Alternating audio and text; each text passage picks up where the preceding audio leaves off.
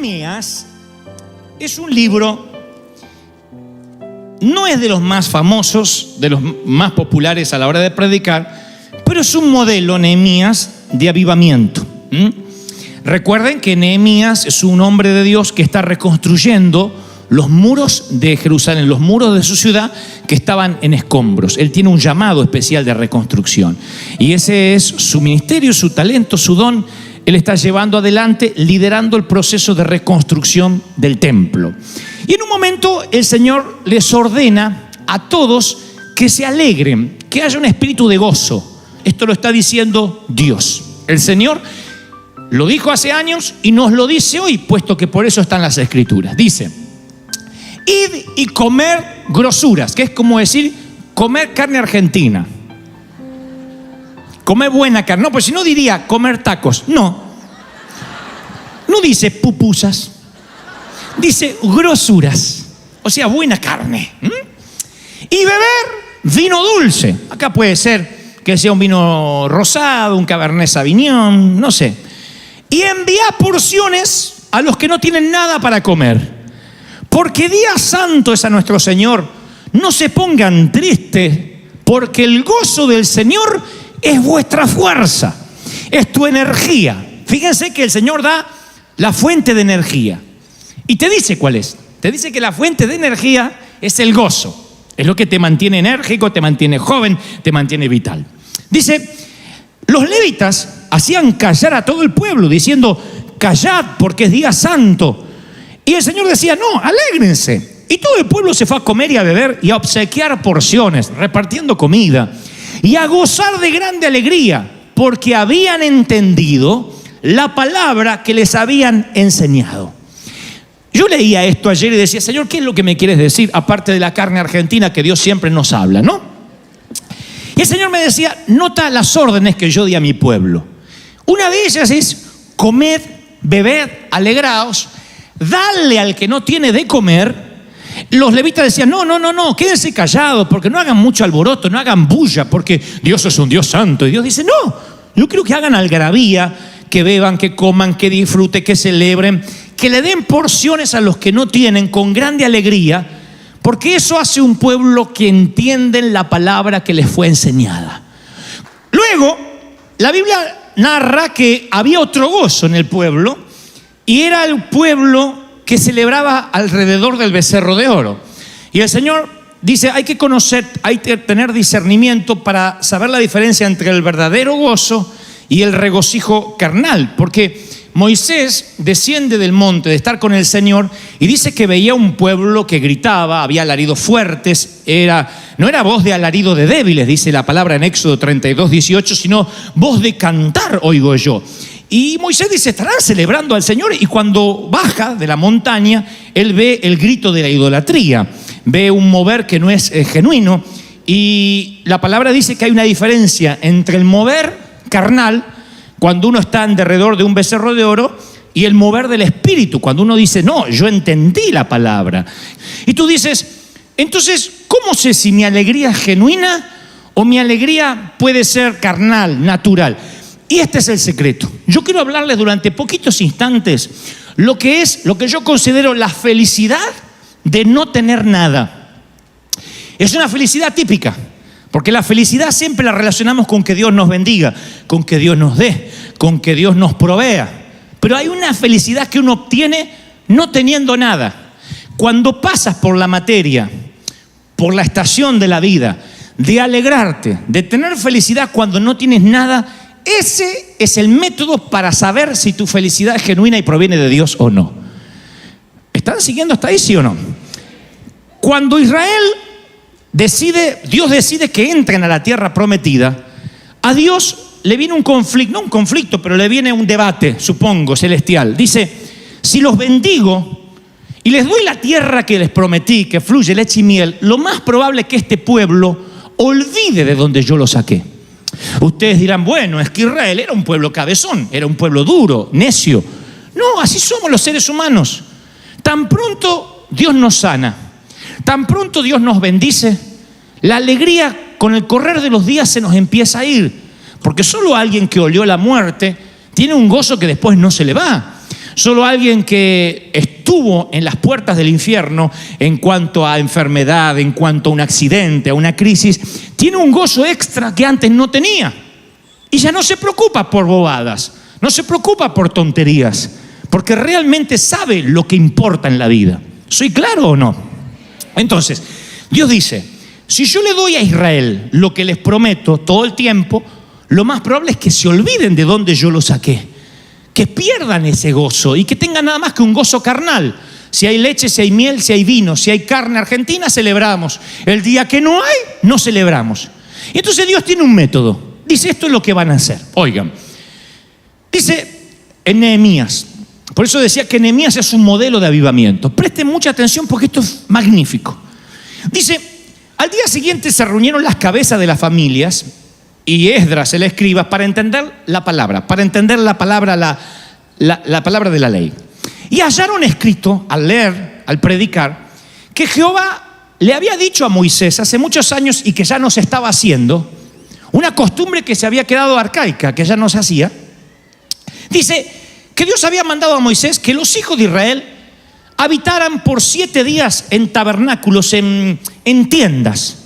Y dice la Biblia en Nehemías 8:17, y hubo una alegría muy grande. Dios le dijo, salgan de sus hipotecas, de sus apartamentos, salgan de sus casas. Vengan a vivir 7 días en las tiendas, no para siempre, eran 7 días. Durante 7 días van a tener que vivir en las tiendas, como vivían sus abuelos o sus papás en el desierto. 7 días vayan a vivir a la terraza. En otras palabras, si hoy lo hiciéramos, diríamos a nuestros hijos, a ver, para no olvidarnos de dónde venimos, de los países pobres donde la mayoría venimos, los inmigrantes, para no olvidarnos lo que sufrieron nuestros padres, hijos, desconexión total de lo electrónico por 7 días. Sin celular, sin iPad, sin tablet, sin televisión, sin Netflix, nada.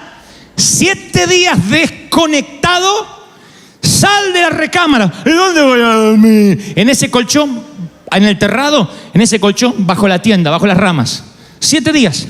De un lunes hasta el próximo domingo. Era una orden de Dios.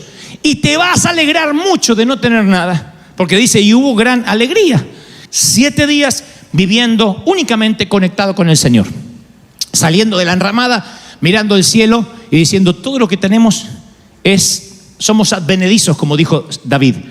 Somos extranjeros, somos mayordomo, no tenemos nada. Yo viví esa experiencia muchas veces en mi vida de encontrarme sin nada. Era un muchacho petulante, agrandado como todo argentino que no fue redimido con la sangre de Cristo. Era el gerente más joven de una compañía y me sentía el dueño del mundo, el tapón del océano, la última Coca-Cola del desierto. Y un día, ¡pac!, me despiden, me acusan injustamente. Y yo sentí que me quedé bajo una enramada, que no tenía nada, que mi futuro, que todo lo que yo tenía planificado se desmoronó. En muchas ocasiones me sentí así, donde dije, Señor, ¿y ahora qué? Y siempre pensé que cuando a uno le pasan esas cosas que te arruinan, se te arruina el crédito, que te cierran la cuenta bancaria, que te dicen que tienes que abandonar tu casa, siempre pensé que esas son las pruebas y las luchas, la cual merece que estés triste. ¿Cómo no voy a estar triste si estoy por perder mi casa, decimos? ¿Y cómo que celebre? ¿De dónde voy a tener fuerza para celebrar si me dijeron que tengo cáncer? ¿Dónde voy a sacar fuerza para alegrarme si me quedé sin nada? Como decían los abuelos de antes, una mano atrás y una adelante. Nada. ¿Cómo voy a alegrarme si estoy viviendo en una habitación prestada, en un garage, en el estudio de alguien más y tengo que compartir el baño? No me digan que celebre. Sin embargo, el Señor dice, y te alegrarás por no tener nada, por vivir en posadas. No eran 7 días de tristeza, eran 7 días de júbilo y alegría. Y os regocijaréis delante de Dios por 7 días. Levítico 23:40. 7 días celebrarás de no tener nada. Celebrarás fiesta solemne a Dios en el lugar que Dios te da, porque así te bendijo Jehová en todos los frutos y en la obra de tus manos. Y dice Deuteronomio 16:15, y estarás verdaderamente alegre. Verdaderamente alegre. Mi papá, descendiente de alemanes, alemán, él decía que rentar casa es tirar la plata. Puede ser una filosofía de vida, no la voy a discutir acá. Yo creo que si Dios te da dinero para pagar la renta, es tuyo. Un título de propiedad no te hace más o menos rico. Todos queremos tener casa propia, sí. Pero mientras tanto, en alguna eventualidad de la vida, o gran parte de la vida, te toca rentar, vivir de prestado, mientras tenga techo y comida y Dios te abastezca, alégrate por el maná diario. ¿Sí? Yo soy un hombre que siempre te va a alentar a tener lo tuyo, a prosperar, a que te vaya bien. No me gusta la vagancia de decir, bueno, no importa si no tienes nada. No, tenemos que progresar, tenemos que ir de victoria en victoria. Pero cuando esas victorias atentan a la memoria y te hacen olvidar quién eras cuando no tenías a Dios, es una de las cosas más peligrosas que nos puede pasar. Y por eso, en términos espirituales, Dios a veces nos quita de esa comodidad y nos lleva a vivir a tabernáculos en la azotea, en enramadas. Y son tiempos de mesetas que nos hacen reflexionar. Nadie reflexiona mejor que entre las paredes de un hospital. Nadie reflexiona mejor que recorriendo la grama de un cementerio.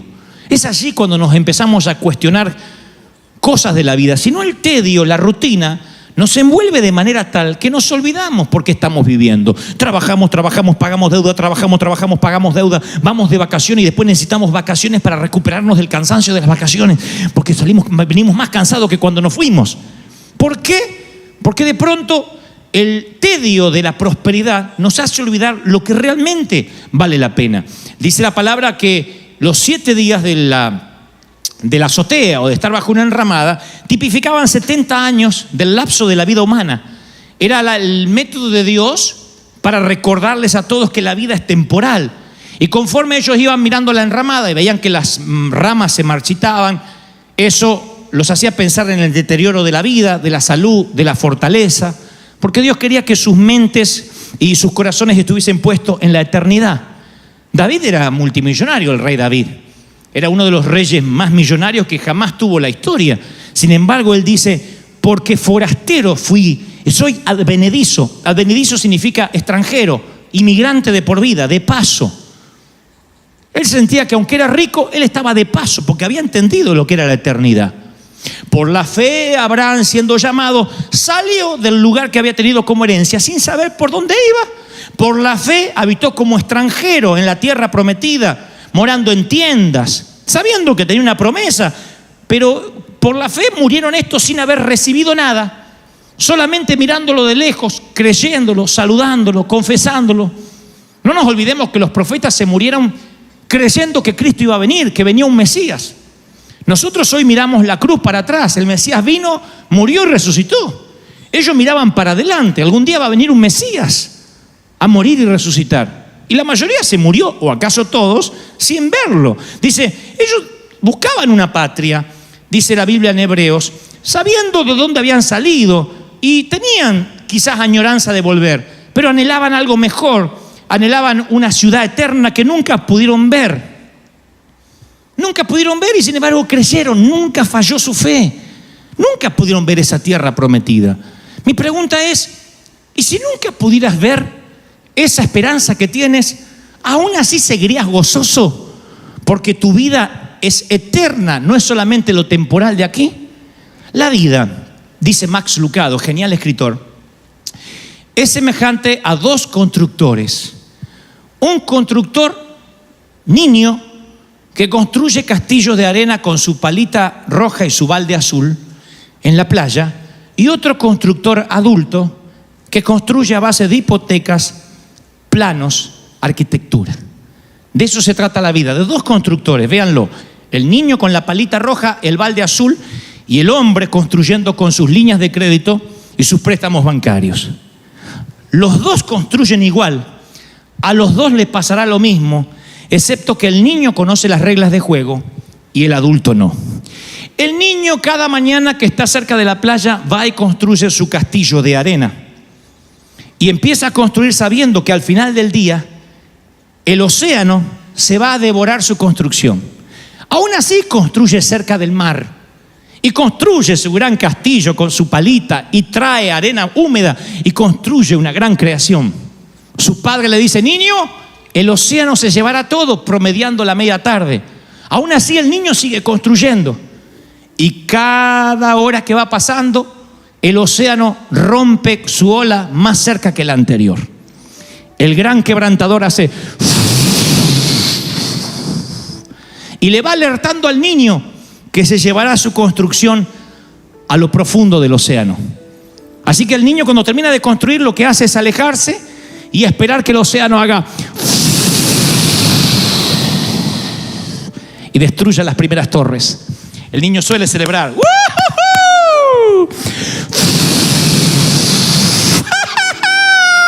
Ahora se lleva la torre más grande.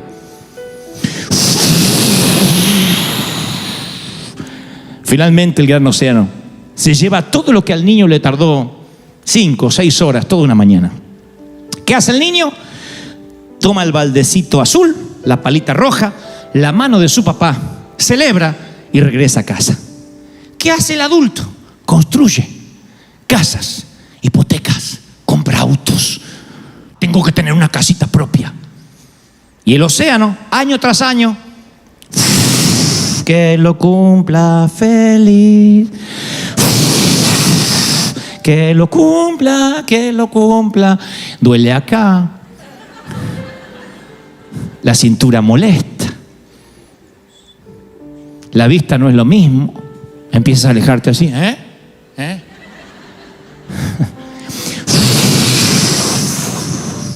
La vejez nunca llega sin avisar. La vejez es digna. Avisa año tras año y te dice: el océano se llevará todo lo que estás construyendo. Y eso no es para deprimirte. Eso es para saber que nada te pertenece. ¿Qué hace el adulto cuando finalmente el océano hace? Señor, tiene cáncer. Queda con puñados de arena mojada, maldiciendo el océano. ¿Por qué? Porque no sabía la regla de juego. Porque como el niño debiste haber aprendido que el océano se llevará todo lo que construyas. Eso es la vida. ¿Qué es la vida? Como neblina que aparece por la mañana y se disipa por la tarde. Eso es la vida, la hierba que crece y luego desaparece. Esto yo lo hablo en los funerales, porque hay un montón de gente que me mira como diciendo: ¿por qué a mí? ¿Por qué a él? ¿Por qué a nosotros? Habiendo tanta gente, ¿por qué hoy estamos en un funeral? Y yo les explico: nunca nadie te dijo que serías eterno en esta tierra. Desde que naces es un camino hacia la tumba. Entonces, si nos hacemos torpes, insisto, y nos olvidamos lo que tenemos, que es la vida, que es el día a día, ¿qué hace el Señor para que nuestra memoria no sea tan frágil? Dice: de tanto en tanto vas a vivir en la azotea 7 días. Tal vez no sean 7 días, tal vez llevas 3 meses endeudado. Tal vez lleves 1 año que no puedes salir de ese pozo. Tal vez lleve 2 años y a veces decimos: Satanás me está atacando. ¿No será que Dios permite algunas cosas para refrescarte la memoria? Y no te olvides que su orden es: y cuando no tengas nada, alégrate, pero regocíjate en serio, porque yo soy el Dios que te proveyó. Te provee y te va a proveer. Alguien tiene que decir amén. Y si Dios te mandara a vivir en chozas por 7 días, por 2 meses, porque Él sabe el peligro que se encuentran sus hijos cuando son siempre bendecidos. Él sabe que si nos consiente mucho, nos seducimos por el mundo y nos olvidamos de dónde Dios nos sacó. Hay un cántico de Moisés que predice la apostasía del pueblo de Dios una vez que prospera. Dice: pero el pueblo de Dios engordó. Está hablando en términos metafóricos, nadie se sienta mal. Y tiró patadas, coces, y se volvió incontrolable. Engordaste, dice una versión, te cubriste de grasa, Israel, y abandonaste a Dios y menospreciaste la roca de la salvación. Deuteronomio 32:15. Qué feo cuando Dios dice: te llenaste de grasa y te olvidaste del Dios que te mataba el hambre en el desierto. ¿Y saben qué hizo Dios con Israel? nunca les entregó el título de propiedad. Nunca. Dice, porque Dios le promete a Israel darle la tierra de Canaán, pero nunca le entregó la titularidad, se los prestó. Porque le dice Dios en Levítico 25-23, una de las leyes, la tierra no se venderá nunca, porque mía es. Vosotros sois extranjeros y forasteros. Solamente podían vender la cosecha. Dios dijo, la tierra es mía. Qué increíble. No sé si ustedes habrían prestado atención a esto, pero digo, qué increíble que Dios le promete una tierra que fluye leche y miel y finalmente llega a la conclusión, dice, ustedes no la van a vender nunca porque la tierra es mía. Esa promesa, creo, esa palabra, ese mandamiento no ha cambiado hoy. Dios dice, yo te voy a dar una compañía, pero la compañía es mía. Yo te voy a dar un matrimonio, pero el matrimonio es mío. Yo te voy a dar hijos, pero los hijos son míos. Entonces el Señor me dice que te diga que el problema no fue lo que te pasó en el banco o con el empleo o con las deudas. El problema es cómo reaccionaste cuando eso te pasó. Y el Señor me dice que te diga que no le gustó cómo reaccionaste. Porque tomaste los puñados de arena. ¿Por qué? Y Dios dice, ¿qué obligación yo tengo de prosperarte y bendecirte? ¿Qué? ¿Dejas de adorarme? ¿Tu gozo depende de eso? ¿Del castillito de arena? ¿Pensaste que te ibas a llevar algo? A esta edad, dicen algunos, no puedo volver a empezar. ¿Y por qué no? ¿Sabe la edad que tenía Abraham cuando Dios le dijo, deja todo y sígueme por fe donde yo te voy a decir? ¿Cómo le explica eso a la esposa de uno? No sé cuántos están casados, pero ¿cómo uno le explica eso a la mujer? Dios me habló anoche y nos tenemos que ir. ¿A dónde, viejo? Abraham dice, no sé. Dios me dijo que dejemos todo y que nos vayamos, que Él nos va a bendecir. Miren qué grado de fe. Con razón Abraham es un héroe de la fe.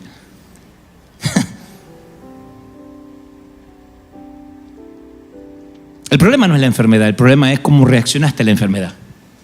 La tristeza que te agarró. Dios dice, ¿no confiabas en mí? Sí, pero yo estaba sano, Señor. Y bueno, ¿no confías en mí? Jesús lloró.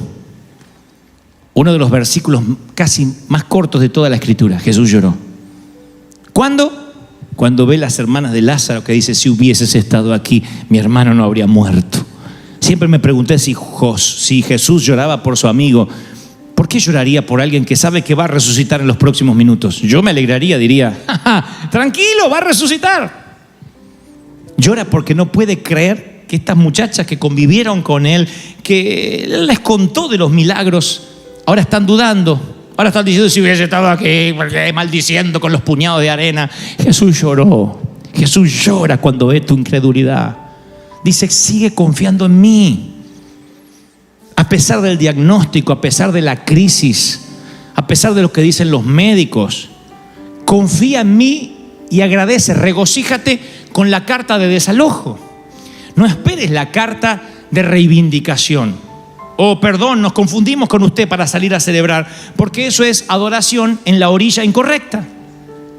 El pueblo de Israel celebró al Señor una vez que cruzó el Mar Rojo. Y Dios le dijo a Moisés, no me gustó esa canción. Debieron haber cantado cuando el faraón estaba detrás. Debieron haberme alabado en fe. La alabanza en fe siempre alegra más al Señor que la alabanza una vez que te bendijo. Entonces yo creo que el Señor, mal valga el ejemplo, digo, cuando Él ve que te alegras igual, cuando dice yo me voy a contentar igual, no tengo, pero me voy a alegrar con lo que Dios me dio. Bueno, no puedo cambiarme la ropa todos los días. Bueno, no puedo comer lo que quisiera comer, pero vamos a alegrarnos igual. No hay regalo para los chicos en esta Navidad, pero aunque sea, vamos a poner, no sé, una galletita, algo chiquitito, simbólico, y los niños se alegran igual. En vez de decir, y mi iPad, en vez de decir eso, si tu hijo se empieza a comportar miserablemente así, y te dice, papá, ya salió el nuevo iPhone y no lo tengo, tienes urgentemente que desconectarlo mínimamente 7 días y mandarlo a la azotea a que se acuerde de dónde viene, a dónde va. Veo a los padres diciendo, ¿viste? Pero es verdad, es hora de desconectarlo, porque a veces creemos por derecho aquello que tenemos que tener como providencia, como bendición. ¿Me están siguiendo, sí o no? Desde respirar, desde levantarte, desde tomarte un café, desde desayunar, ya es extra. Es algo que no te merecías y Dios te lo da. Si además de eso Dios te da placer de amar, el placer de soñar, de tener esperanza. Yo creo que somos personas privilegiadas. No debería haber ningún triste, por lo menos en River Church jamás. Porque que yo vea a todos, la mayoría de ustedes, creo, están respirando, ¿sí o no? Y si alguien ya no respira, avísenme que lo sacamos rápido. Pero todos están respirando. Eso es un privilegio, el tener pulmones, el respirar. ¿Qué va a pasar el año que viene? No sé, porque la tierra es de Dios y somos mayordomos de Él. Y le podré dejar un legado a mis hijos y vamos a trabajar duro. Pero si no se puede, no se puede. Hay de los que empezarán con nada, hay de los que empezarán con mucho esfuerzo, hay de los que lo perderán todo y volverán a empezar una y otra vez. Y sabrán de que hay que construir un ladrillo a la vez. Con cada huracán que la vida te sorprenda, te levantas a la mañana. ¿Y cómo hago ahora que se me cayó la casa? Un ladrillo a la vez, como hiciste toda la vida. Así somos los hispanos, trabajadores, nos reinventamos, resurgimos de las cenizas, porque decimos... Satanás me quiere ver muerto, Satanás me quiere ver quebrado, pero no es él el que decide cuándo termina mi vida aquí, es Dios quien lo decide. Y Dios, el mismo Dios que te bendijo ayer, es el mismo Dios que te bendecirá mañana, que bendecirá a tus hijos, que bendecirá a tus nietos. ¿Cuántos reciben esta palabra? Díganme amén. El Rey ha venido a morar.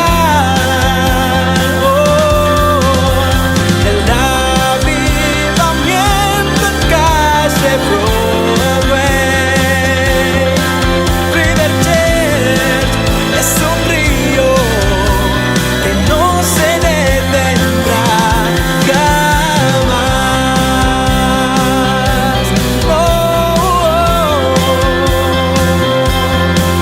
River Church es un río que no se detendrá jamás.